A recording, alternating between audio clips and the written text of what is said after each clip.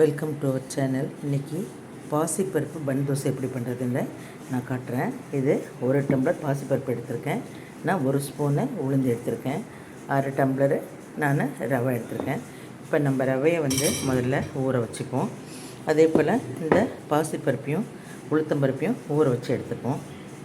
இப்போ நான் இந்த ரவையை எடுத்துகிட்டு இதை நான் தயிர் 1/2 டம்ளர் ஊற்றி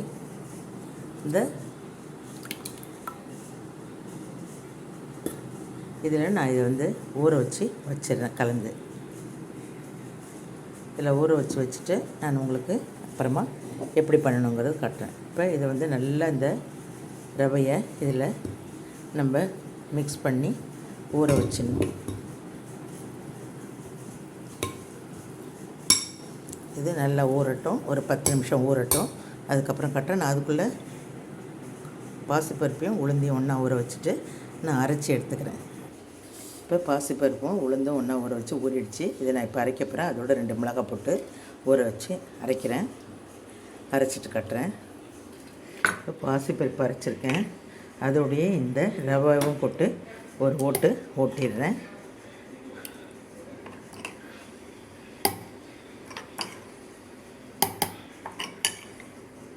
பத்து நிமிஷம் ஊறினா ரவாவை இதோட போட்டு அரைச்சி எடுத்து காமிக்கிறேன். இதுக்கு தேவையான அளவு உப்பு போட்டுட்டு நம்ம இப்போ இதில் 2 ஸ்பூனு அரிசி மாவும் கலந்துப்போம். எந்த அரிசி, பச்சரிசியாக இருந்தாலும் சரி, புழுங்கரிசியாக இருந்தாலும் 2 ஸ்பூன் அரிசி மாவும் கலந்து எல்லாத்தையும் சேர்த்து ஒன்றா அரைச்சி எடுத்துக்குவோம். அரைச்சி எடுத்துகிட்டு நான் காமிக்கிறேன். இப்போ அரைச்சிட்டத்தை எடுத்து நம்ம இதில் ஊற்றிப்போம். நம்ம ஒரு ஜாரில் ஊற்றி நம்ம இதுக்கு என்ன பண்ணணுங்கிறத மறுபடியும் காமிக்கிறேன். இப்போ மாவு அரைச்சி கரைச்சிட்டேன். இப்போ இதில் நான் கொஞ்சம் எண்ணெயை ஊற்றி கடுகு, எண்ணெய் ஊற்றி எண்ணெய் காயட்டும். 1 ஸ்பூன் கடுகு, 1 ஸ்பூன் கடலைப்பருப்பு,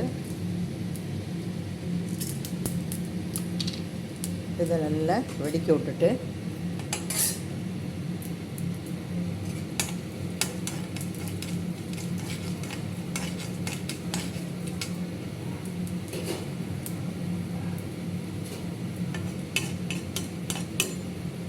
நல்லா இதில் வெங்காயம், கருவேப்பிலை எல்லாத்தையும் போட்டு நல்லா தாளித்து கொட்டிட வேண்டியதுதான்.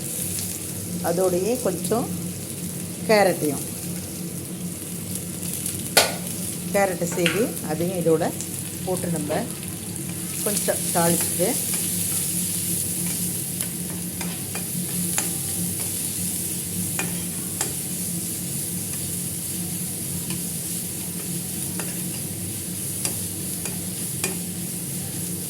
இது வதங்கிடுச்சு. இதை எடுத்து நம்ம இந்த தோசையில் எடுத்து மாவில் கொட்டிட வேண்டியதுதான்.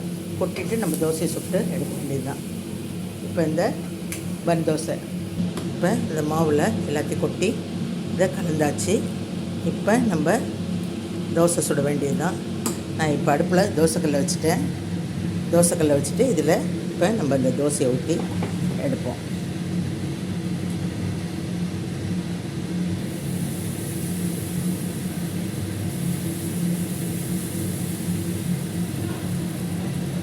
இதை நம்ம மூடி வச்சு இது பண்ணலாம், இல்லை இப்படியே வச்சு கூட பண்ணலாம். இப்போ இதை இப்போ மூடி வச்சு நம்ம எடுக்கலாம்.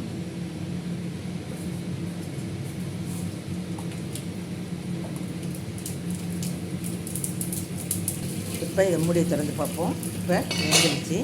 இதை நம்ம இப்போ எடுத்து மெதுவாக திருப்பி போட வேண்டியதுதான். வேகட்டும். இப்போ இதுக்கு கொஞ்சம் லைட்டாக எண்ணெய் ஊற்றி கொஞ்சம் அப்படியே திருப்பி விடுவோம்.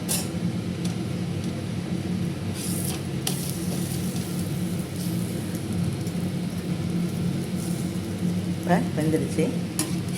இதுதான் பன் தோசை. நம்ம இது மாதிரி நிறைய ஊற்றி நம்ம இந்த குழந்தைங்களுக்கு ஸ்நாக்ஸாக கொடுக்கலாம், பெரியவங்களும் சாப்பிட்லாம். இது நல்ல ஹெல்த்தியானது. ஏன்னா எல்லாமே ஹெல்த்தியாக போட்டிருக்கோம். நம்ம இது குழந்தைங்களுக்கு கொடுக்கலாம். இது என்ன மறுபடியும் எப்படி செய்கிறேன்னு பாருங்கள். இந்த பன் தோசைக்கு தக்காளி சட்னி இல்லைன்னா தேங்காய் சட்னி வச்சு சாப்பிடலாம். இது செஞ்சு பாருங்கள். பிடிச்சிருந்தால் லைக் பண்ணுங்கள், ஷேர் பண்ணுங்கள், சப்ஸ்கிரைப் பண்ணுங்கள், பெல் பட்டன் அழுத்துங்க. இந்த மாதிரி ஊற்றி குழந்தைங்களுக்கு கொடுத்தோன்னா நல்லா இஷ்டப்பட்டு சாப்பிடுவாங்க. இதுதான் பன் தோசை. இந்த மாதிரி செஞ்சு பாருங்கள். தேங்க்யூ.